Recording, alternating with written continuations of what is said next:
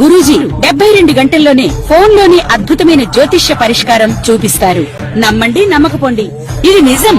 శ్మశాన కాళి రుద్ర చౌడీదేవి ఆరాధకులు నంబర్ 1 వశీకరణ స్పెషలిస్ట్ గురూజీ. మనిషి పుట్టుక నుండి చనిపోయే వరకు వచ్చే అన్ని క్లిష్టమైన సమస్యలకు పరిష్కారం ఇక్కడ లభిస్తుంది. విద్య, ఉద్యోగం, వ్యవహారం, స్త్రీ ప్రేమ, పెళ్లి, సంతానం, స్త్రీ పురుష వశీకరణం, భూవశం, భార్యాభర్తల కలహాలు, కోర్టు సమస్యలు, విడాకుల సమస్యలు, చేతబడి, అప్పుల బాధ, ఇంకా మీకు ఎలాంటి సమస్యలు ఉన్నా 72 గంటల్లోనే. ఓం గం గణపతియే నమః. ఓం నమః శివాయ. ఓం శ్రీ మాత్రే నమః. హయగ్రీవాయ నమః. అందరికీ నమస్కారం. పరాభవ నామ సంవత్సర శుభాకాంక్షలు అందరికీ, ప్రేక్షకుల మహాశయులకి. అయితే ఈరోజు మనము డిస్కస్ చేసుకునే టాపిక్ ఏంటంటే శని అస్తంగత్వం. అయితే ఈ అస్తంగత్వం అంటే ఏంటో చాలామందికి తెలియదు. అయితే ఏ గ్రహమైనా ఒక రాశిలో 30 డిగ్రీల వ్యాపకత్వంతో ఉంటుందన్నమాట. అది రవైనా సరే, 9 గ్రహాలు, మిగతా గ్రహాలైనా, అష్టగ్రహాలైనా కానీ 30 డిగ్రీల పరిమాణంతో కలిసి ఉంటుంది.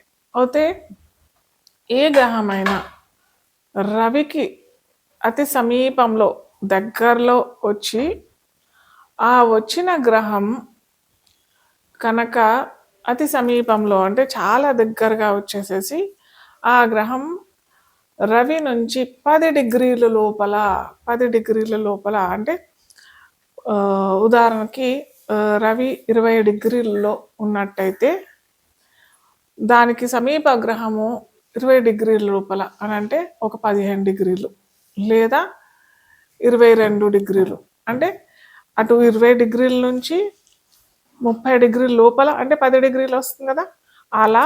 అలాగే 10 డిగ్రీల నుంచి 20 డిగ్రీల లోపల ఏదైనా గ్రహం, అంటే ఉదాహరణ తరఫున నేను చెప్తా ఉన్నాను, ఆ గ్రహం కనుక వచ్చినట్టయితే అది అస్తంగత్వం పొందినట్టుగా మనం జ్యోతిష్ శాస్త్రంలో పరిగణిస్తాం. అయితే ఇప్పుడు మనకి శని మీనరాశిలో సంచరిస్తుంది, ఆ సంగతి అందరికీ తెలిసిందే. అలాగే శనితో పాటు రవి అంటే సూర్యుడు కూడా సంచరిస్తున్నాడు. సో ఈ శని రవి సూర్యుడికి అతి సమీపంలో వచ్చింది. ఈ వచ్చిన ఈ దాన్ని మనం ఏమంటామంటే ఇంతకు ముందు చెప్పుకున్నాం కదా, 10 డిగ్రీల లోపల వచ్చినట్టయితే దాన్ని అస్తంగత్వం పొందుతుంది అని అంటాం.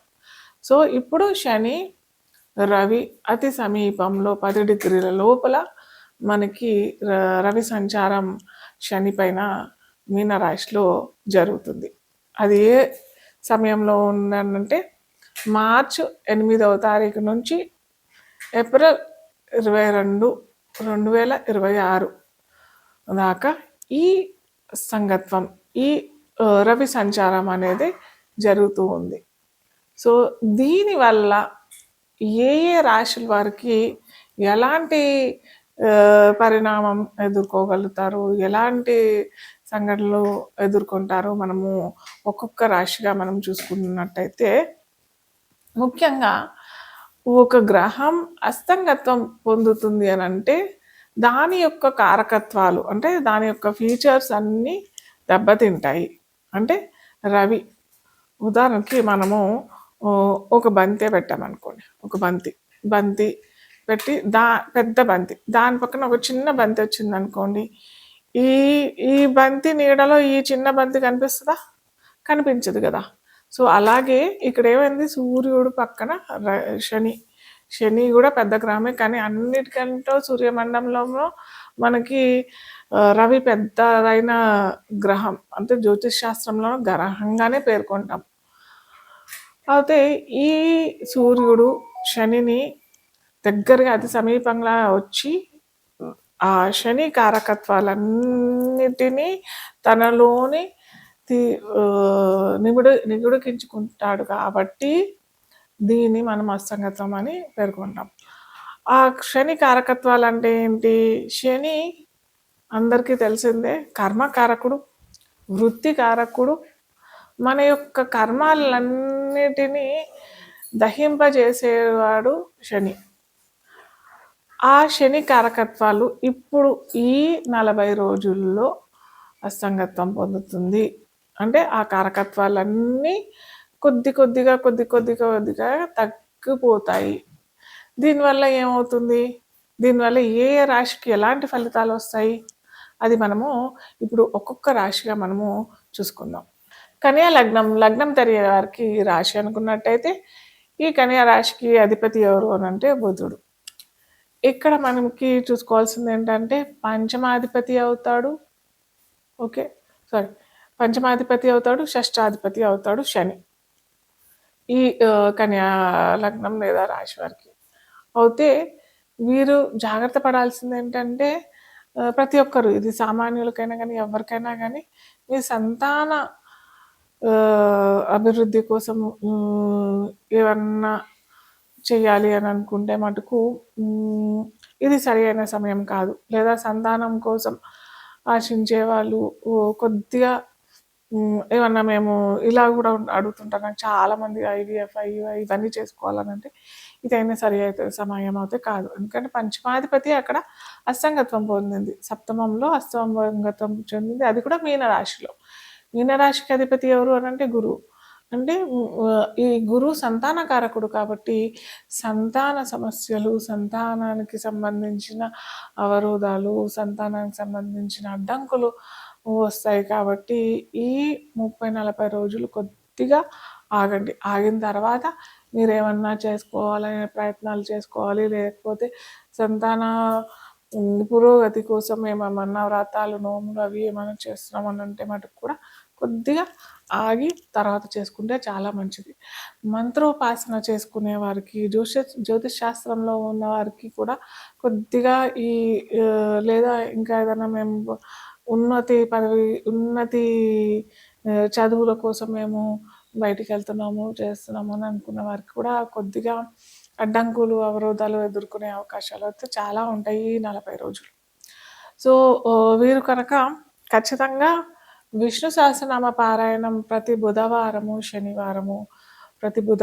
శనివారము చేసుకున్నట్టయితే, అలాగే బుధుడికి సంబంధించింది ఏమన్నా అంటే బుధుడికి సంబంధించింది అంటే మనకు బుధవారం బుధుడు కన్యా లగ్నానికి అధిపతి కాబట్టి కొద్దిగా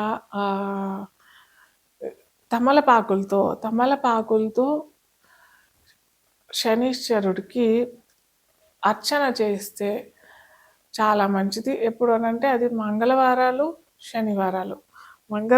శనివారాలు కనుక చేసినట్టయితే మీకు చక్కటి ఫలితాలు లభిస్తాయి. అయితే ఒకటి మాత్రం పెట్టుకోండి, ఖచ్చితంగా మీరు కనుక నేను చెప్పిన ఈ రెమెడీస్ కనుక పాటించినట్టయితే అయితే మాకు ఫలోపేక్ష కాకుండా మీరు చేసినట్టయితే చాలా మంచి ఫలితాలు వస్తాయి. అయ్యో మేము ఇది చేస్తున్నామే మాకు రావట్లేదే ఫలితము అని చెప్పేసి ఆ ఆలోచన కాకుండా సత్ఫలితము సత్సమయంలో అయితే వస్తుంది. మీరు అయితే చేసి చూడండి, నమ్మి చేయండి. అందరూ చాలా మటుకు అందరు చేసేది ఏంటంటే ఏదో మేము చేస్తున్నాము నమ్మకంతో కాదు, ఏదో చెయ్యాలి, ఎవరో చెప్పారు గురువు గారు అని చెప్పట్టుగా చేస్తుంటారు. వాటికి ఫలితాలు ఎలా వస్తాయి? ఫలోపేక్ష లేకుండా మనం ఏదన్నా ఫలం కోరినట్టయితే ఖచ్చితంగా అది మీకు తప్పకుండా ఫలితం అయితే లభిస్తుంది. కాకపోతే కొద్దిగా జాప్యం అవుతుంది. ఆ జాప్యం కూడా మన కర్మలు, ఎక్కడో చేసిన కర్మల వల్ల అది జాప్యం అవుతుంది, అంతేకాని రాదు, కాదు, కూడదు అనేసి ఎక్కడ ఎప్పుడు లేదు. సో ఇప్పటి నుంచి నేను ప్రతిసారి లాస్ట్లో మీరు స్టార్టింగ్ నుంచి ఎండింగ్ దాకా చూసినట్టయితే నేను ఎండ్ ఆఫ్ ది ఈ ఎపిసోడ్లో ఒక చిన్న రెమెడీ మీరు ప్రతి ఒక్కరు ఎవరైనా కానీ ఇది చేసుకోవచ్చు. స్విచ్ వర్డ్స్ అంటారు, ప్రతిసారి నేను స్విచ్ వర్డ్ అన్నా ఇవ్వడానికి ప్రయత్నం చేస్తాను, లేదా న్యూమరాలజీ ప్రకారం ఒక నంబర్ అయినా ఇవ్వడానికి ప్రయత్నం చేస్తాను. ఆ నంబర్ అన్న, ఆ వర్డ్ అన్న మీరు కనుక చేసినట్టయితే, ఇది వేదిక్ స్విచ్ వర్డ్, ఇది చేసినట్టయితే మీకు సత్ఫలితాలు అందరికీ లభిస్తాయి. ఇది విద్యార్థులైనా కానీ, గృహిణులైనా కానీ, వ్యాపారస్తులైనా కానీ, ఉద్యోగస్తులైనా కానీ ఎవరైనా చేసుకోవచ్చు. ఒక చిన్న వర్డ్ ఇది, కల్మషి అనే ఈ వర్డ్ మీరు కనుక రోజు 200 సార్లు, రోజు 200 సార్లు చదివినట్టయితే మీ కోరికలు తీరుతాయి. కోరికలు అనంటే ఏదో కామక్రోధ వాంఛలు ఇలాంటి కోరికలు కాకుండా సత్కోరికలు, మంచి కోరికలు. మా పిల్లలు ఉన్నతిగా రావాలి, లేదా నాకు వివాహం కావాలి, లేకపోతే నాకు ఉద్యోగం కావాలి. అలాగే కొంతమంది ఉద్యోగం ఏదో చిన్న ఉద్యోగం కాకుండా వారికి ఎంత ఉద్యోగంలో జీతం లభించాలో అంత కాకుండా ఎక్కువ ఆశిస్తుంటారు కూడా. అలాంటి వారికి కాకుండా సత్కోరికలు, మంచి కోరికలు, మీకు సరి అయిన కోరికలు, కామక్రోధ కోరికలు కాకుండా మీరు కనుక ఇది పఠించినట్టయితే ఖచ్చితంగా మంచి ఫలితాలు ఇస్తాయి. కల్మషి, మళ్ళీ చెప్తున్నాను, కల్మషి ఇది రోజు 200 సార్లు ఖచ్చితంగా నమ్మి చేయండి. ఖచ్చితంగా మంచి ఫలితాలు అవుతాయి మీకు.